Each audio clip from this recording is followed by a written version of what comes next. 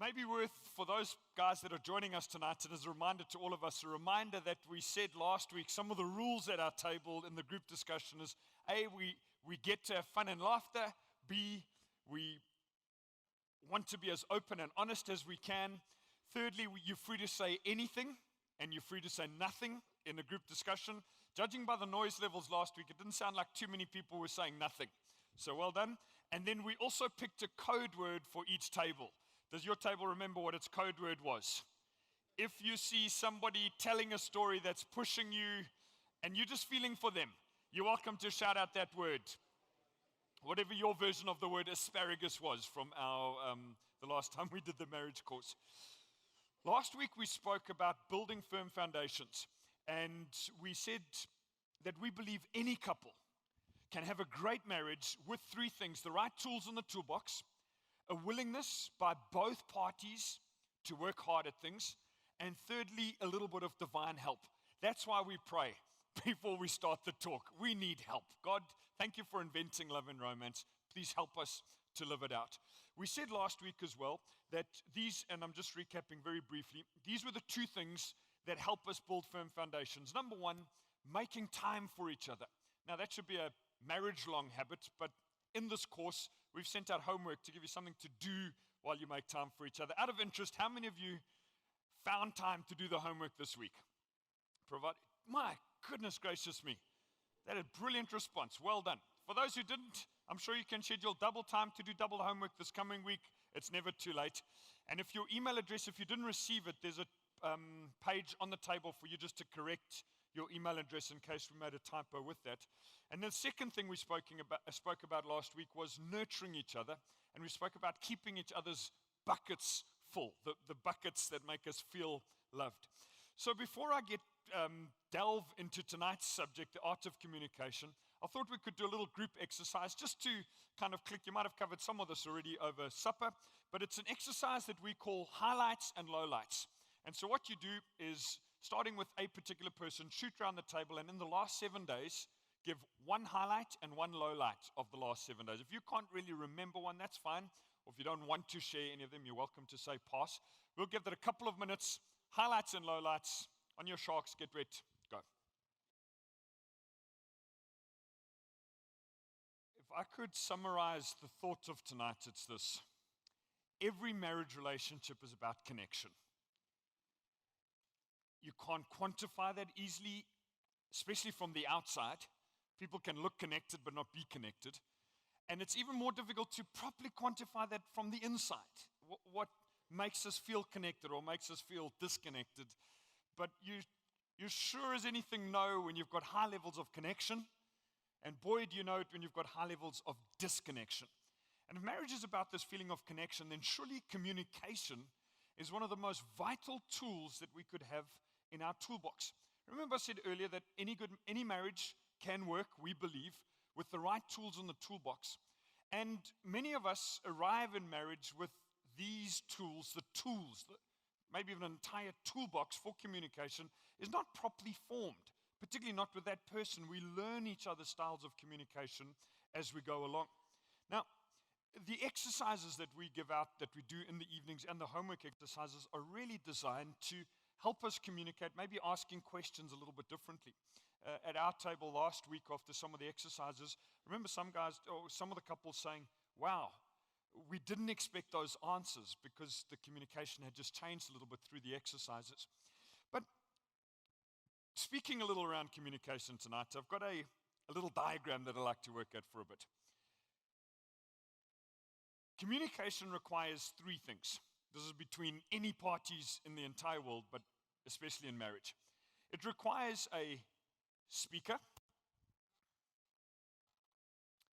It requires a listener.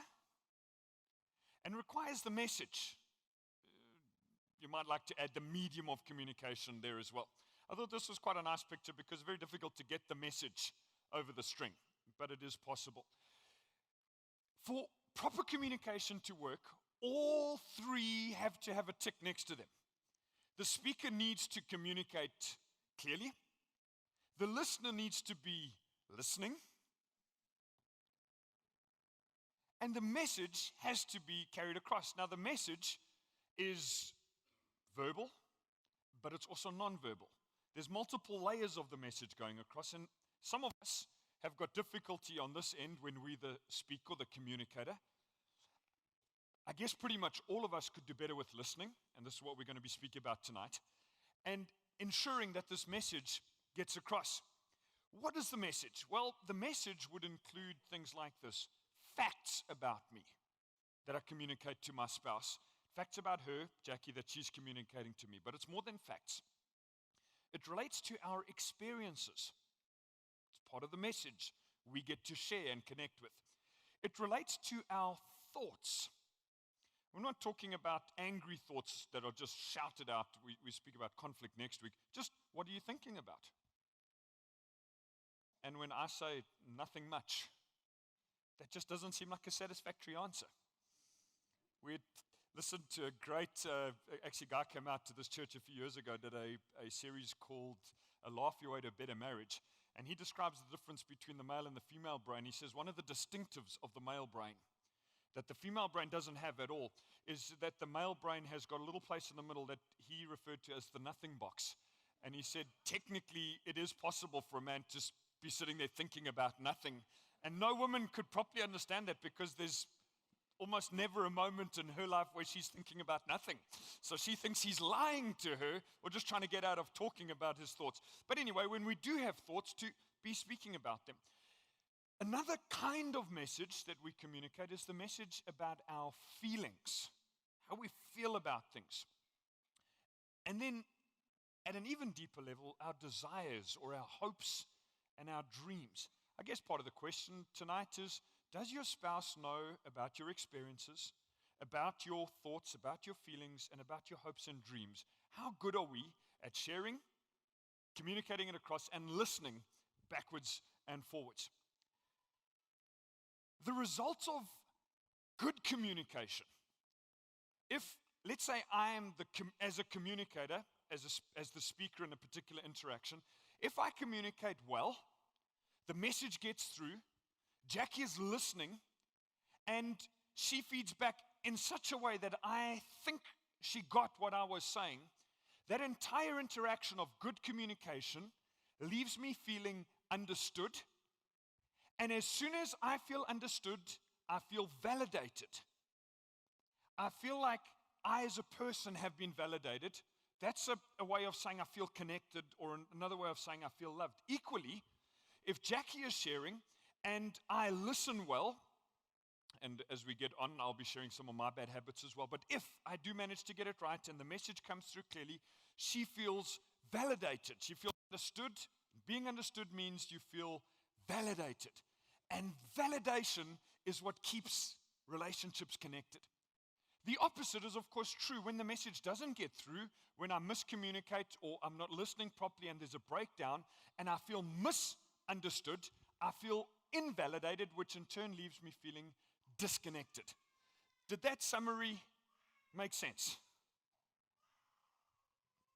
Great. There was one little person who felt it very strongly. Would you turn to your spouse? And let's start with the men, because we usually, this isn't an exercise, it's just a little moment. Just say to your wife, I feel loved when you validate me. And if you're still trying to figure out what that means, don't worry, you've got the entire evening. Now, the wives, would you say to your husband, I feel loved when you validate me? And if he's looking a little surprised, please turn your attention back to the front again. So tonight we're going to be speaking around this picture. We're going to start off with the importance of talking, about communication going out from us. The importance of talking. Communication can't happen if I'm not talking. This, right at this point, is where a whole lot of marriages start to disconnect. When I expect my spouse to read me with no words. Is there any relationship that hasn't happened in? Certainly happened in our relationship, both from my side and from Jackie's. When I say, well, surely you could see how I felt. And she'll say, well, I was picking up signals, but I wasn't getting the full message. Or she might say to me, couldn't you understand? I said, no, not at all. I couldn't. Could you try and explain it a little more to me? So talking, both from husbands and wives, is essential for this connection. Many of us have actually been taught to hide our feelings. We do not feel comfortable talking at the feelings level. We're happy to share experiences. We're happy to share opinions or thoughts. But hit down to feelings and down to hopes and dreams and desires, and there's a whole lot of us that just clam right up. The family that I came from I was one of 5 children, mom and dad, who stayed married till death did them part. And I'm very grateful for that example that they set. But in our family, there was just lots of, I guess, everything. Lots of children, lots of noise, lots of hunger, lots of food, lots of everything. But my parents were also, they communicated, how can I put this? When they got upset, there was a lot of emotion involved. And my dad, he was a very expressive man. And my mom, too, could be very expressive. And growing up in that family, when there were these conflict moments, I viewed the way that they expressed their feelings and their emotions. And I thought to myself, that all just muddies the waters. And from that and a few other influences, I grew up thinking if you just kept quiet about how you felt, just dealt with facts, then that was simplest. That was keeping the waters clear. Well, that does not make for great communication in marriage. And Jackie will say, how do you feel? I say, what does it matter?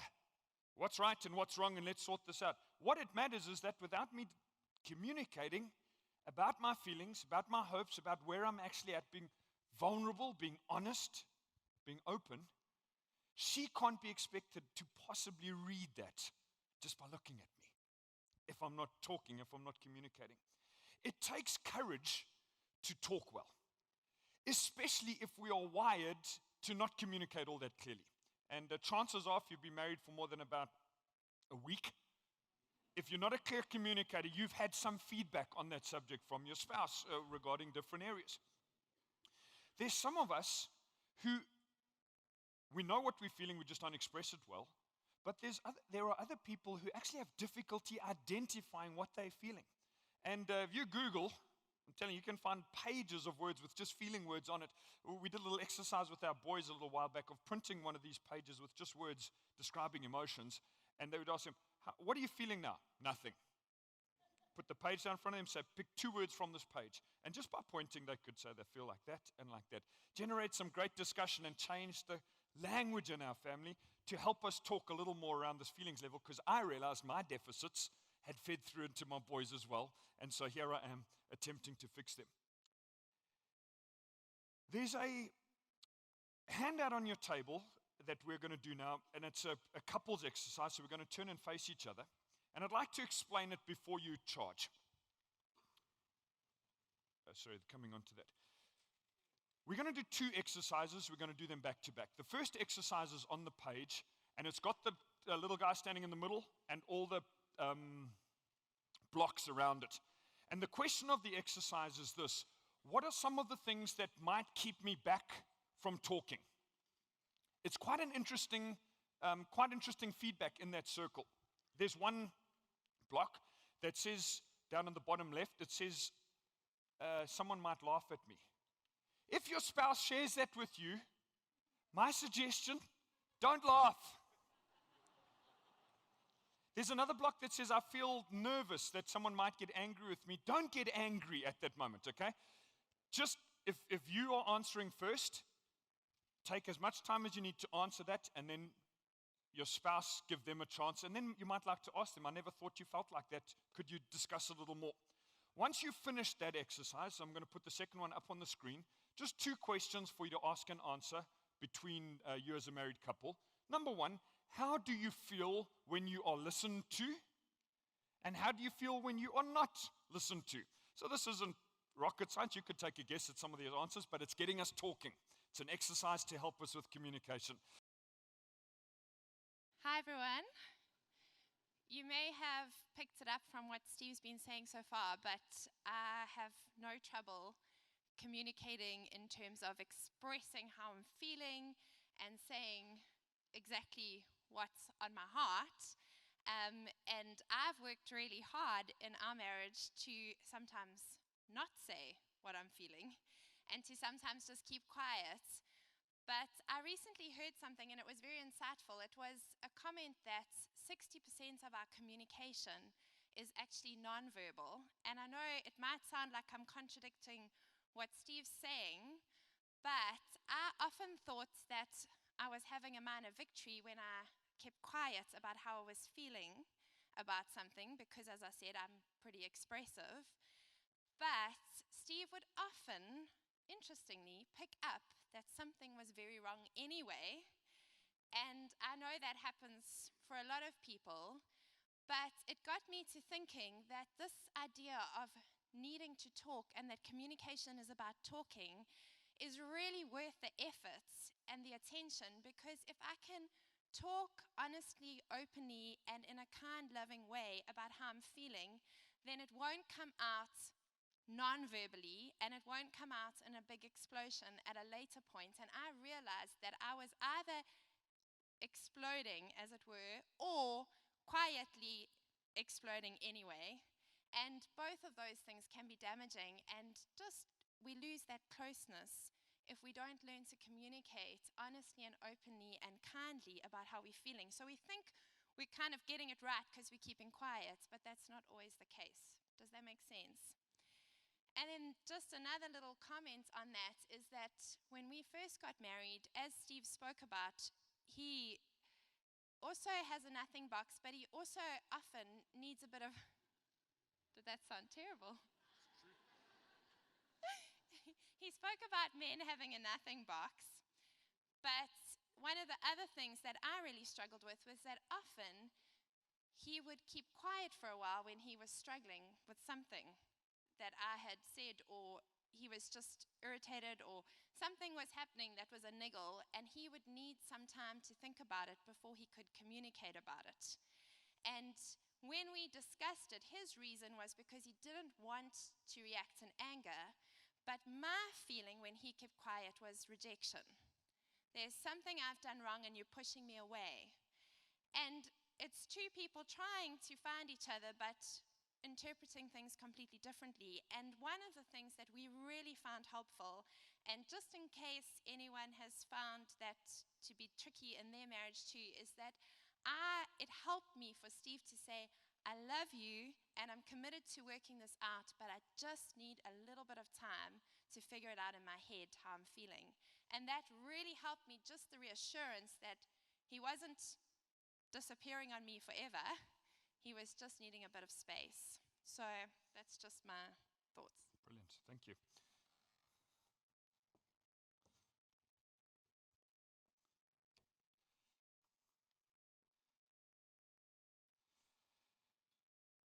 We're now going to talk for a little bit about the importance of listening. So talking is the first bit. Listening is the other bit. And depending on our listening skills, we can very often make or break the other person's communication skills. If you're listening well, you can often draw out of your spouse at a deeper level with the right questions, with the right approach, the right attitude, draw out of them even more communication than they may have originally thought they were going to push it across to your way. The difficulty we have is that we can become highly selective in our listening. Jackie every now and then says to me, you've got a problem as you just tune out my voice. Like you can be listening to everything else, and every now and then I've joked, and it maybe has only been once or twice joked with her. That's not a problem. It's a fine skill that's taken me years to develop. That's in the happy times, incidentally. That's not a great thing in the middle of serious communication. But we get used to each other's styles of communication. We get used to each other's methods. And we start to filter out what the other person's saying, or presume that we already know how to finish their sentence, or we know where this whole conversation is going and going to end up. Most of us take listening for granted. We think, oh, yeah, of course I listen. I hear what they say. I just heard what you were saying in the car to me, and it was just going. And you're saying, the lady's saying, I know exactly what he's saying. He just says the same thing over and over and over. Listening, proper listening, has the power to make that person feel validated, has the power to make that person feel loved. And even if somebody's not communicating well, if they're not if the talking needs some work, chances are that if my listening skills improve, I can actually help the talking skills, and vice versa. This is complex and it's beautiful. One of the most important skills to learn for a strong marriage is the skill of listening. The Bible, interestingly, places a very high value on listening. Take, for example, these two verses. James 1, verse 19. My brothers and sisters, take note of this. Everyone should be quick to listen, slow to speak, and slow to become angry. Now, this slow to speak, please don't let that be your excuse to never speak. The main point that I'm making from this verse, everyone should be quick to listen. Book of James says the guy that listens or the lady who listens, this is celebrated. This is what we should be doing. And then how's this for a verse? But this is what the writer says, to answer before listening. How many of you, along with me, have done that? To answer before listening, that is folly and shame. Another version puts it, the man who answers, or the person who answers before listening, that is to his shame. The Bible celebrates the skill of listening. I'd like to speak about, under my third main heading tonight, some hindrances that all of us have in listening. These are things that are fighting against us, working against us listening well. The first one of these, hindrances to listening, is filters, what I'd like to call tonight filters. I don't know if anyone else has got a kind of little bit offbeat sense of humor like mine and ever listened to Wackhead Simpson. Any of the stuff, you listen to Wackhead Simpson. Now, what's beautiful about him is he's out to prank somebody else, and when he phones that person, he puts a filter on his voice that they don't know it's him, but when you're listening to the recording of it, you don't hear the filter. So you think, gee, how is it that people are getting pranked by this guy every single day? I mean, Wackhead's voice is so distinctive. It's distinctive because you're hearing Wackhead's voice with no filters, but the person on the other side of the line, every day there's a different filter on, changing his voice to sound completely different, which is how they end up pranked. In other words, they miss that this is Wackhead just trying to get through to them. Every single one of us has got filters, which, if you could imagine a pair of headphones, but not blocking out noise, sitting as filters around my ears. And we've got layers of filters. Let me speak about some of these layers. The first filter that most of us have is our own memories. So as somebody speaks to me, it goes through the processing unit that is my brain, and it interacts with memories of previous times I've heard maybe this person say that, or things that other people said. My whole life's memories somehow wobbled up inside there, and it acts as a filter to what that person is saying right now. The second set of filters which add on to that are our attitudes, our response to these things. Somebody communicates, or our spouse communicates with us, and it just feels like I might be under a bit of attack. Immediately my attitude goes defensive. I've stopped listening clearly now. I'm on the other side of Wackhead's call. I'm not being pranked, but I'm hearing through my own filters because my attitude just filters everything that they're saying. I'm hearing it in a completely different way than it might be communicated. The line of the communication gets broken. I think I've got it absolutely clear in my mind what she meant. She thinks she had it absolutely clear what I said. It was my attitude that was a filter. A third set of filters that exists are our prejudices. We've got certain leanings. Our past and stuff that's gone down in our whole lives puts us prejudiced against different ways of thinking, etc. It acts as filters. We've got our physical environment. It is exceptionally difficult to listen clearly while also watching rugby or a movie or whatever the case might be. Now, this has caused some tense moments for us and also some humorous ones. Jax will come in and she's got a thought and she'll say, can I talk to you? and start talking. Maybe something I did with my head nodded, but nothing that I was aware of. But I have real difficulty if I'm in the zone on something else, physical environment, lots of distractions, and she starts sharing something really deep about her feelings, about something going on. I've got real difficulty. I'm just owning it. I'm weak in being focused. So she's learned that to work well, to get this communication going, she might ask something like this: is now a good time to talk to you? And when I hear that question, there's all kinds of little guys in my head that are saying, this isn't just facts, this might be something deeper. If it's minor what I'm doing, pause, give her my attention. But if I'm seriously distracted, it's not a great time, maybe we could talk later. Finding the right place, the right physical environment to talk, huge. Also, her or my words are just getting filtered out by physical environment. Lack of interest is another set of filter. Don't really care. And if my spouse ever gets that feeling, that is not a good place to be in any marriage. All of these things affect what we hear. We also, as one of our filters, have got voices in our own head. I'm not talking about like that you're going to get hospitalized for these. Every one of us is born with a narrator.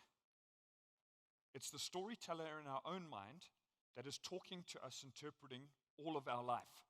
These are our thoughts. This is in our mind. The difficulty is that narrator is talking while our spouse is also talking to us. So the filters are not just what she's saying or what I'm saying, the way I'm saying it, all those other things.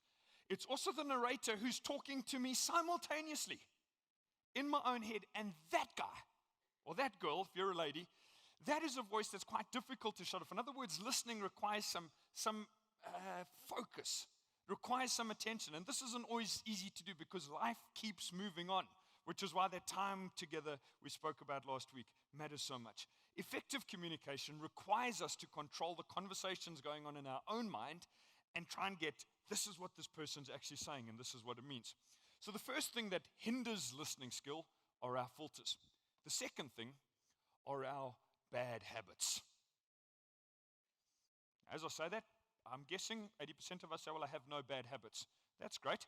I'm going to put up 5, and the exercise that we're going to do, I'm going to give you a little heads up. We're going to do an exercise in a moment that you can pick your bad habit out of those 5, or maybe there's another one that isn't listed, and then we're going to go into a little bit of a group discussion after this block for you just to feed back to your group where you're at the moment. Maybe if you're a bloke, draw some courage from the other guys, and if you're a lady, get some support that you're not the only person going through what you're going through at the moment. You ready? 5 bad habits that affect our listening.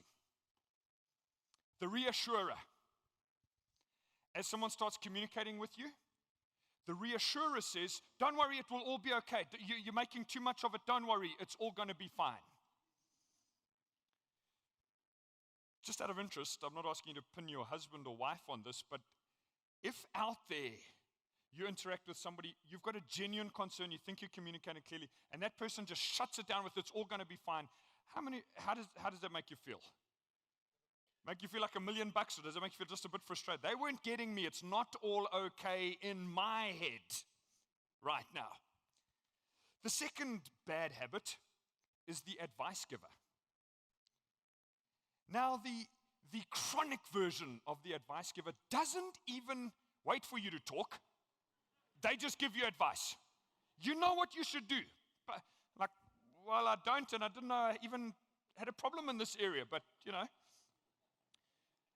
The middle of the road advice giver, the guy or girl with this kind of bad habit, waits for you to get about halfway through the story. Their storyteller has been pulling files out of the filing cabinet, consulted the encyclopedias, and has got an answer this big, and you're just wasting their time by continuing talking. So, well, let me tell you what you should do. The difficulty with this is that it might be good advice, but if the person doesn't feel listened to, they don't feel validated. And you can have strange disagreements around that one. The third bad habit is the intellectual. We're talking at feelings level for those who dare to go there, or desires and hopes kind of level. And the intellectual does all the maths, does all the logic. The dreamer is putting up some balloons of their dreams. And the intellectual just loads that shotgun.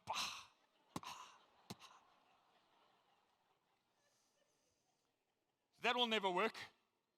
You know, I dream one day that we do this. We'll never have enough for that. Then you say to your spouse, you're pretty bad at talking.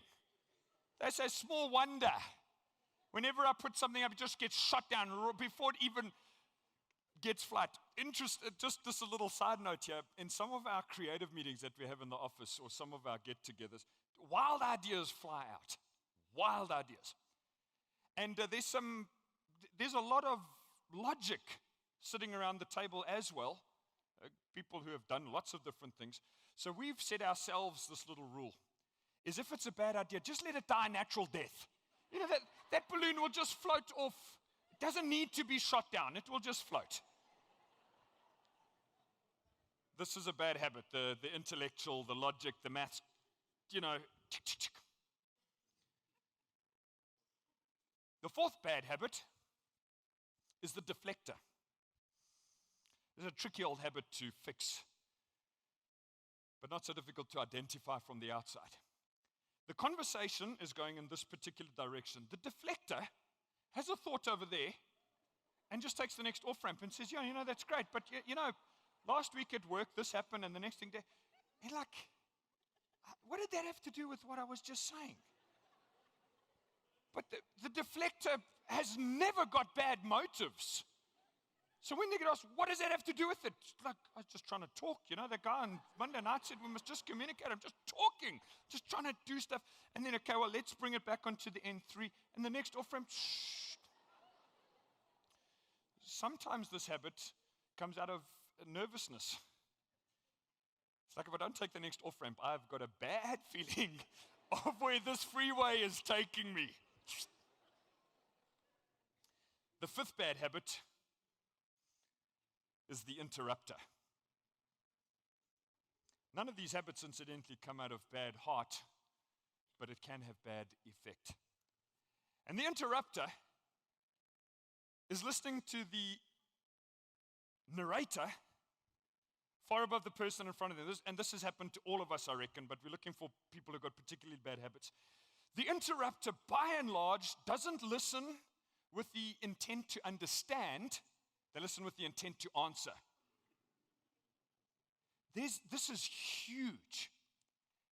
If I haven't got everything, if halfway through I'm already framing my response, it's a high level probability that I'm not going to understand and I'm not going to validate. The interrupter, the high level interrupter doesn't even get in 2 or 3 sentences, bang, they're in. Do you know that research shows most people don't listen for more than 17 seconds before they interrupt? That's most. So if you're at the 3 or 4 second range, you've got this in a chronic way. If you're at 17 seconds, you're about average, but great marriages are built on better listening than that. So I would like to ask you, as a couple, to take a few minutes. I'm going to leave these 5, or they'll put them on the big screen. Take a few minutes to identify your particular bad habit. I'm asking you to self-identify. Okay, if you're a spouse, you probably already picked your spouse's one. I'm asking you to self-identify. If you're the husband, say, this is my bad habit. My bad habit is advice giver. Oh boy, Jackie's giving me this problem, this person she spoke to, that person, and I just say to her, do you know what you should do? She says, I'm not finished yet. I said, but I've got the answer. I'll save you a lot of talking. If you do. So I'm identifying mine as definitely the advice giver. I'm asking you to identify your bad habit. As a couple, just discuss it for a minute or two. Just laugh about it, okay? Don't get too... And then I'm asking, after a minute or two's up, to turn in as a group, just to discuss what you've been talking about so far, things that you feel free to share, and we're doing some group therapy, some group support tonight. So go for it.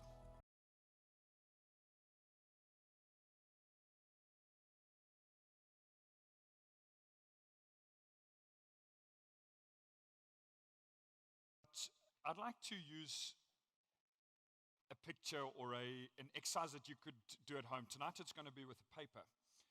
But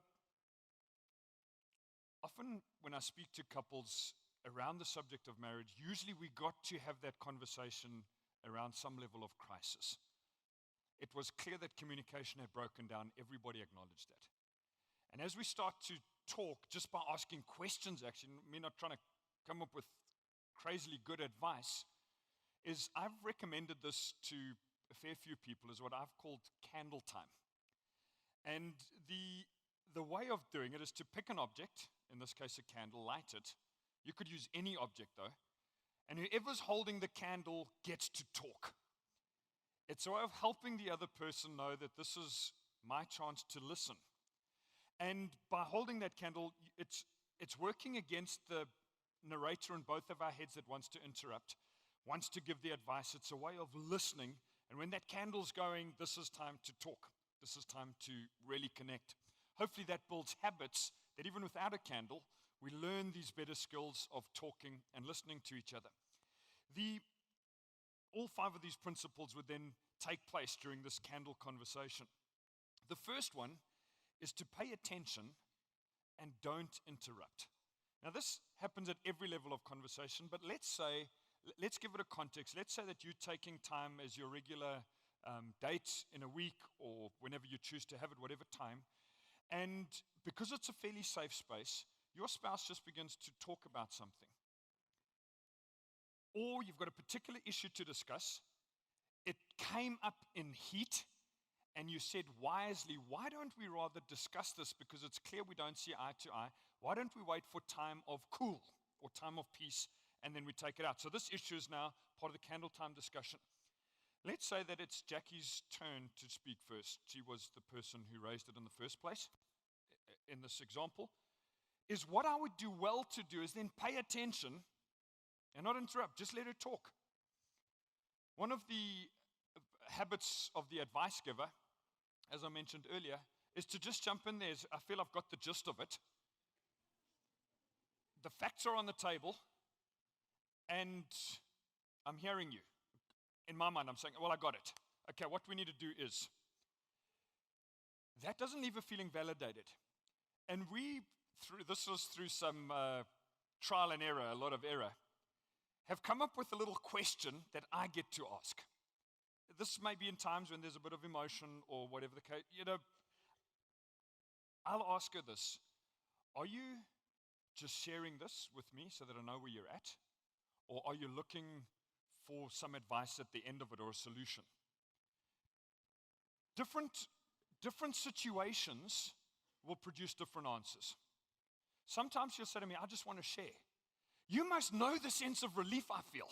It's like, okay, I'm just here. I'll listen. If you just want to share and sharing makes you feel better, hey, I'm here.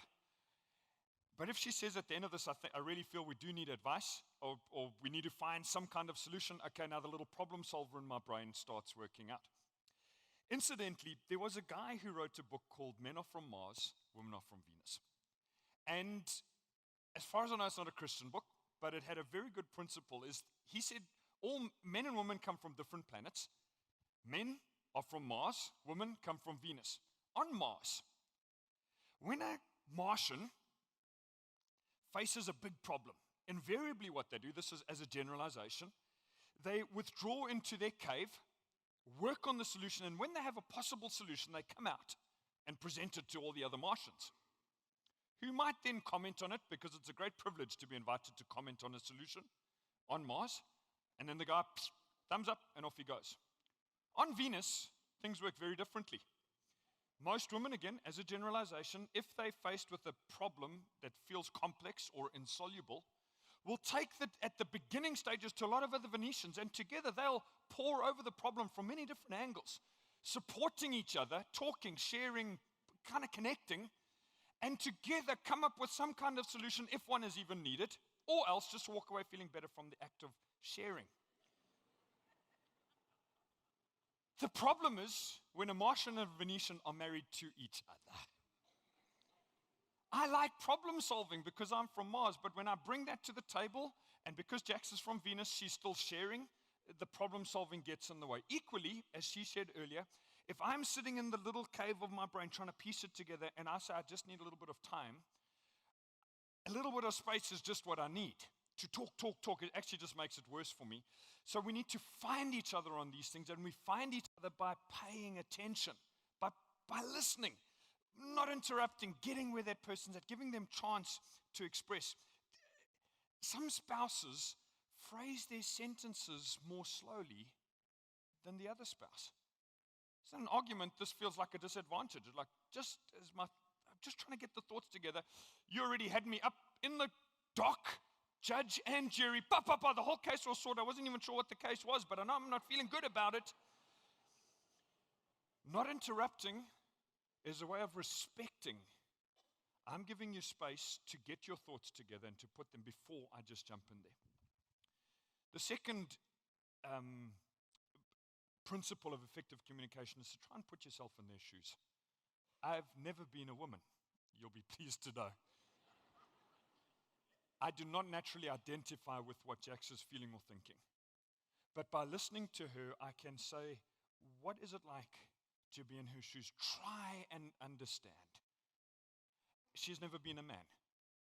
But when she tries to understand, try and climb in my shoes, it leaves me feeling validated. When I'm trying to identify with where they're at, instead of just brushing it off as some kind of nonsense, which we can do as men and women to each other, this helps communication. The third part of this is to acknowledge their feelings. So let's go back to candle time.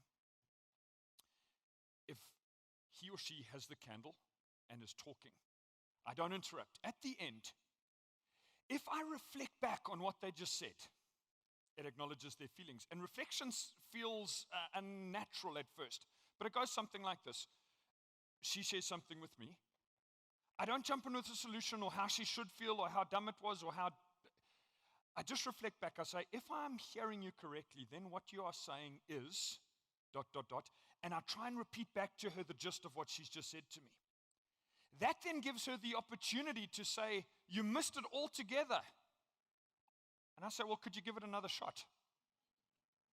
Sorry? Never said that, because I'm such a brilliant listener every single day of my life. To give it another shot or ask a clarifying question or saying something like, I'm really sorry that you feel that way. Not in a sarcastic way, but I'm sorry. It's, you can say sorry and it makes it clear you definitely weren't at all sorry. But I'm sorry that you feel that way. It acknowledges the feelings. Then the fourth part, and this is all on this exercise that you're given, so you're welcome to take it home with you, is find out what's most important. So if you got the novel, is ask what's the headline. This isn't early on in the conversation, it's down the line. Once I've acknowledged feelings, so then off the back of that conversation, you might say something like this. What is most important out of all that you've just said? Let's say that there's an issue between us regarding doing the housework or parenting or finances, or there's it's just going everywhere. Spider's web or feelings, this thought, okay, sorry that you feel, acknowledge this, what I'm hearing you say, what's most important? And then if a solution is required, point 5, is help them work out what are we going to do next. I'm obviously speaking as a husband here, but the roles could easily be reversed. In other words, how would you like me to move this forward from here? Some of the stuff we argue about, we can draw on all kinds of other things and leave it very unresolved. But when we come to, okay, what are we going to do next? Well, we are going to try this because the last thing we tried didn't work, so we're going to try another option. That's a happy form of communication. This is moving forward. So, just going through these 5 again. Number 1, pay attention without interrupting. Number 2, try and put yourself in their shoes. Number 3, acknowledge their feelings. Find out what's most important and help them to work out what to do next. How are we going to move this forward?